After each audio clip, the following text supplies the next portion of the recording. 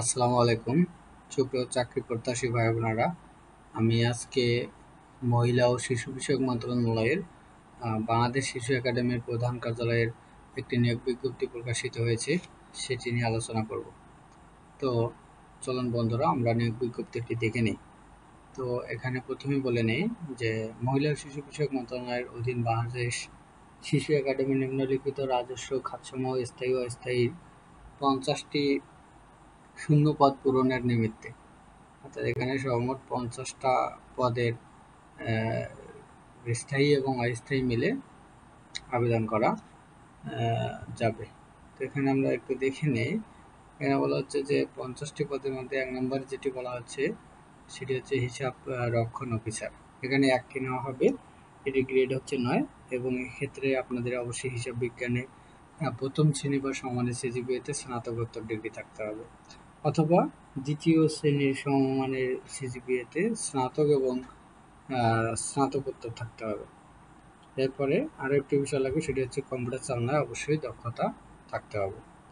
এরপর 2 নম্বর দেখতে পাচ্ছি জেলা শিশু বিষয়ক কর্মকর্তা, এটি হচ্ছে স্থায়ী হচ্ছে 11টি আর অস্থায়ী হচ্ছে 2টি। এটিও নবম গ্রেডের। এটির বেতনের স্কেল হচ্ছে 22,000 থেকে 53,060 টাকা। এক্ষেত্রে আপনাদের 2টি শর্ত পূরণ করতে হবে।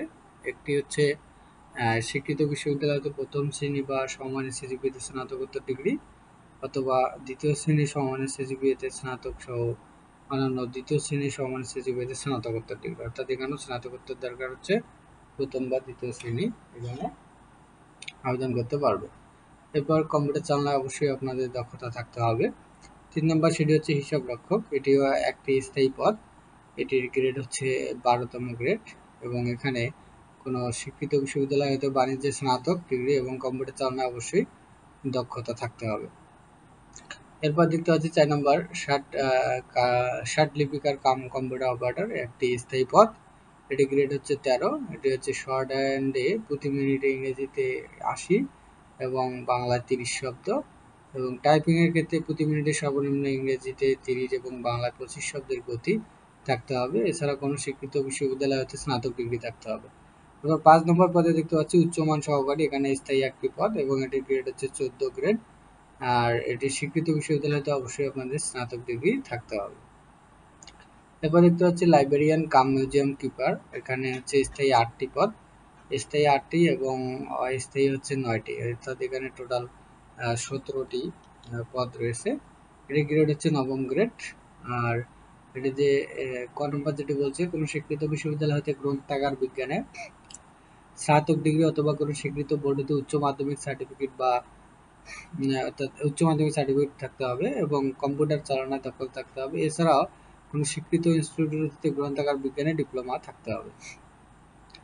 এরপর দেখতে পাচ্ছি প্রজেক্টর অপারেটর, প্রজেক্টর অপারেটর পদে একজন নেওয়া হবে, এটি গ্রেড হবে 15 এবং এখানে কোনো স্বীকৃত বোর্ড হতে উচ্চ মাধ্যমিক বা সার্টিফিকেট সমমানের পরীক্ষা পাশ হতে হবে এবং প্রজেক্টর চালানোর কাজে 3 বছরের অভিজ্ঞতা থাকতে হবে, অর্থাৎ তাকে প্রজেক্টর চালানোর 3 বছর অভিজ্ঞতা অবশ্যই এখানে থাকতে হবে। এরপর দেখতে পাচ্ছি কম্পিউটার চালানোর দক্ষতা থাকতে হবে। এরপর 8 নম্বর যেটি বলছে অফিস সহকারী কাম কম্পিউটার মুদ্রাক্ষরিক, এখানে 8টি পদে রয়েছে, এখানে স্থায়ী এই 8টি পদ, আর এটি গ্রেড হচ্ছে 16। এটা হচ্ছে কোনো স্বীকৃত বোর্ড হতে উচ্চ মাধ্যমিক সার্টিফিকেট বা সমান পরীক্ষা উত্তীর্ণ হতে হবে এবং কম্পিউটার কম্পোজে প্রতি মিনিটে অবশ্যই 20টি এবং ইংরেজিতে 20টা এবং বাংলায়ও 20টা, এটা অবশ্যই আপনাদের থাকতে হবে। তো এই পদটি হচ্ছে খুবই একটি সুন্দর পদ, যারা নতুন অ্যাপ্লাই করবেন তাদের জন্য। তো এখানে আপনারা অ্যাপ্লাই করতে পারছেন জাস্ট এইচএসসি দিয়ে আপনারা এটি অ্যাপ্লাই করতে পারবেন। এরপর আমরা 9 নম্বরে যেটি পাবো এটি হচ্ছে data entry operator, data entry অপারেটরে 5টি পদে অস্থায়ীভাবে নেওয়া হবে, এটা অস্থায়ী। এটা গ্রেড হচ্ছে 16 এবং এখানে কোনো স্বীকৃত বোর্ড হতে উচ্চ মাধ্যমিক সার্টিফিকেট বা সমানের পরীক্ষায় আপনার সার্টিফিকেট থাকতে হবে এবং কম্পিউটার চালানোর দক্ষতা, কম্পিউটার ব্যবহারের সংক্রান্ত word processing, data entry, typing এবং এটার ক্ষেত্রে গতি থাকতে হবে বাংলায় 20 এবং ইংরেজিতেও সর্বনিম্ন 20। এরপরে 10 নম্বর যেটি পাবো এটি হচ্ছে ইলেকট্রিশিয়ান, এটি একটি পদে নেওয়া হবে, স্থায়ী পদ এবং এটির গ্রেড হচ্ছে 16 আর এখানে কোনো স্বীকৃত বোর্ড হতে উচ্চ মাধ্যমিক সার্টিফিকেট থাকতে হবে এবং বৈধ লাইসেন্স সহ ইলেকট্রিক কাজে 3 বছরের অভিজ্ঞতা থাকতে হবে। এরপর আমরা 11 নম্বর পদটি যেটি পাবো সেটি হচ্ছে বুক বেয়ারার। বুক বেয়ারার একটি স্থায়ী পদ, এটাতে হচ্ছে গ্রেড 19। এটা হচ্ছে কোনো স্বীকৃত বোর্ড হতে মাধ্যমিক স্কুল সার্টিফিকেট বা সমানের সার্টিফিকেট থাকতে হবে। তো আমরা এখন একটু দেখব যে আপনারা এটি দেখতে পাচ্ছেন কিছু শর্ত এবং নির্দেশনা রয়েছে, এগুলো খুবই গুরুত্বপূর্ণ, একটু দেখে নিই। এখানে এই যে শিশুএকাডেমি.টেলিটক.com.bd এই অ্যাড্রেসে গিয়ে আপনারা এই ওয়েবসাইটে প্রকাশিত নির্দেশনা মোতাবেক অনলাইনে আবেদন করতে পারবেন। এছাড়া সরাসরি বা ডাকযোগে কোনো আবেদন গ্রহণ করা হবে না। এরপর আমরা একটু গুরুত্বপূর্ণ বিষয়গুলো দেখে নিই। এটা হচ্ছে প্রার্থীর বয়সসীমা 26/5/2025 থেকে আপনাকে আপনার বয়সটা হিসাব করতে হবে। এরপরে সর্বনিম্ন এই বয়সের মধ্যে সর্বনিম্ন 18 এবং সর্বোচ্চ 32 বছর এর মধ্যে থাকতে হবে। তো এছাড়া আরও কিছু গুরুত্বপূর্ণ জিনিস এখানে রয়েছে, সেটি হচ্ছে যে অনলাইনে আবেদন ফর্ম পূরণ, পরীক্ষার ফি জমা দেওয়ার শুরুর তারিখ হচ্ছে 26শে মে 2025 খ্রিস্টাব্দ, এটি সকাল 10টায় শুরু হবে এবং অনলাইনে আবেদন জমা দেওয়ার শেষ তারিখ হচ্ছে 25/6/2025 অর্থাৎ 25শে জুন। অর্থাৎ আপনারা মোটামুটি 1 মাস সময় পাবেন এখানে অ্যাপ্লিকেশনটা করার জন্য। 1 মাসের মধ্যে আপনার অ্যাপ্লিকেশনটা করে নেবেন। অর্থাৎ আপনারা এখানে ডিলে না করে 1 মাস সময় আছে এইভাবে বসে না থেকে আপনারা যত দ্রুত সম্ভব অ্যাপ্লিকেশনটি করে ফিটি পেমেন্ট করে এটি কমপ্লিট করে রাখবেন। কারণ শেষের দিকে গিয়ে অনেক সময় সার্ভার জ্যাম থাকে, আরও বিভিন্ন জটিলতার কারণে অ্যাপ্লিকেশন করতে অনেক বেগ পেতে হয়। তো এরপরে আরও কিছু বিষয় রয়েছে এখানে, যে আবেদন করার পূর্বেই আপনাকে অবশ্যই প্রার্থী তার রঙিন ছবি 300x300 পিক্সেলে করে রাখতে হবে এবং তার যে স্বাক্ষর, এই স্বাক্ষরের সাইজ হতে হবে 300x80 পিক্সেল। এটা স্ক্যান করে আবার ওখানে আপলোড করতে হবে। যে ক্ষেত্রে এখানে ছবির ক্ষেত্রে 100 কেবির বেশি হওয়া যাবে না এবং স্বাক্ষরের ক্ষেত্রে 60 কেবির বেশি হওয়া যাবে না, অর্থাৎ এই সাইজটি আপনারা অবশ্যই খেয়াল করবেন।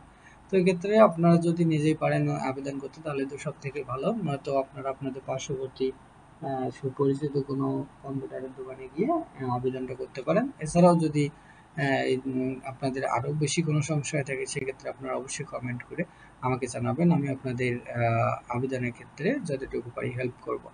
তো এরপর দেখতে পাচ্ছি আপনারা এখানে আরও যদি নিচে যাই একটু, এখানে যে কোন পদে কত টাকা ফি এটা যদি একটু দেখি, এখানে বলা হচ্ছে যে এক থেকে 2 নং উল্লেখিত পদের জন্য অর্থাৎ নবম গ্রেডের জন্য 223 টাকা সার্ভিস চার্জ সহ এবং 3 নং পদের জন্য 168 টাকা এবং 4 থেকে 10 নং উল্লেখিত পদের জন্য 112 টাকা সার্ভিস চার্জ সহ, ক্রমিক নং 11 এর জন্য উল্লেখিত 56 টাকা সার্ভিস চার্জ। এটা অফেরতযোগ্য, এটা অনধিক 72 ঘন্টার মধ্যে আপনাকে ফিটা জমা দিতে হবে। তো ফি জমা দেওয়ার এখানে কিছু নিয়ম রয়েছে, 2টা SMS এর মাধ্যমে আপনারা ফিটা জমা দিতে পারবেন। প্রথম SMS-টা আপনাদের এরকম হবে, এটা অবশ্যই আপনাদের টেলিটক সিম থেকে দিতে হবে, অন্য কোনো সিম থেকে দিলে হবে না। তো এক্ষেত্রে আপনাদের সিমে অবশ্যই পর্যাপ্ত পরিমাণ টাকা রাখতে হবে। দেন আপনারা এখানে শিশুএকাডেমি.space.user-id দিয়ে 16322 এই নম্বরে সেন্ড করবেন। তো এক্ষেত্রে এক্সাম্পলটা এরকম, শিশুএকাডেমি এখানে স্পেস হবে, এরপরে আপনারা ইউজার আইডিটা লিখে এখানে সেন্ড করে দেবেন। এরপরে তারা একটা রিপ্লাই SMS দেবে, এরকম অ্যাপ্লিকেন্টস নেম আসবে, টাকা আসবে যে আপনার এখানে কত টাকা কাটবে, will be charge as application fee, your pin is dash. এখানে আপনাদের পিন নাম্বার আসবে, এই পিন নাম্বারটা পরবর্তী মেসেজে লাগবে আপনার এই পিন নাম্বারটা। টু পে ফি ট্যাব শিশুএকাডেমি.space.es.pin এখানে বলে দিচ্ছে আপনারা কীভাবে পরবর্তী SMS-টা দেবেন। 2 নম্বর SMS-টায় আপনার এক্ষেত্রে যে কাজটি করতে হবে যে শিশুএকাডেমি.space.es লিখতে হবে এভাবে ক্যাপিটাল লেটারে, দেন আপনারা পিন লিখে দিবেন, এই যে পিনটি MSS এর মাধ্যমে পাবেন। এরপরে এটি সেন্ড করতে হবে 16322 নম্বরে। তো এক্সাম্পল স্বরূপ দেখাচ্ছে এভাবে। তো এরপর আপনারা পুনরায় একটি রিপ্লাই SMS পাবেন যেখানে বলা হবে কংগ্রাচুলেশন অ্যাপ্লিকেন্টস, আপনার নেম আসবে, পেমেন্ট কমপ্লিটেড সাকসেসফুলি ফর শিশু academy for application for dash, এখানে পদের নাম আসবে, ইউজার আইডি আসবে এবং একটা পাসওয়ার্ড আসবে। তো এরপরে আপনার প্রবেশপত্র প্রাপ্তির পরে যে অথবা এটা আপনাদেরকে মেসেজে জানানো হবে কবে পরীক্ষা, কবে কী হবে। তো এই পিডিএফটি আপনারা অবশ্যই একটু স্টাডি করে নেবেন যারা অ্যাপ্লাই করতে চান। পিডিএফ লিঙ্কটি আমি দিয়ে রাখবো আমার ভিডিওর ডিসক্রিপশন বক্সে। যদি ভিডিওটি ভালো লাগে থাকে অবশ্যই লাইক, কমেন্ট, শেয়ার করে আমাকে নতুন নতুন ভিডিওতে যোগাবেন এবং যারা নতুন আমার চ্যানেলটি দেখছেন অবশ্যই সাবস্ক্রাইব করবেন। সবার সুস্বাস্থ্য কামনা করে শেষ করছি। আসসালামু আলাইকুম।